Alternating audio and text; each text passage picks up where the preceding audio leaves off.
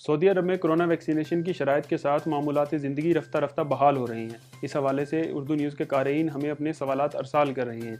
वजारत सेहत की हिदायत के मुताबिक ऐसे अफराद जिन्होंने मुमलिकत में रहते हुए कोरोना वैक्सीन से बचाव की दोनों वैक्सीन लगवाई हुई हैं, इन्हें वापसी पर बूस्टर डोज लगवाने की इजाज़त नहीं, बल्कि वो PCR सर्टिफिकेट ही पेश कर सकते हैं। जबकि ऐसे अफराद जिन्होंने सऊदी अरब में रहते हुए एक या कोई भी वैक्सीन नहीं लगवाई, अपने वतन में आलमी इदारा सेहत की जानिब से मंजूर शुदा वैक्सीन लगवाई हुई हैं, इन्हें सऊदी अरब आने के बाद बूस्टर डोज लगाई जाएगी।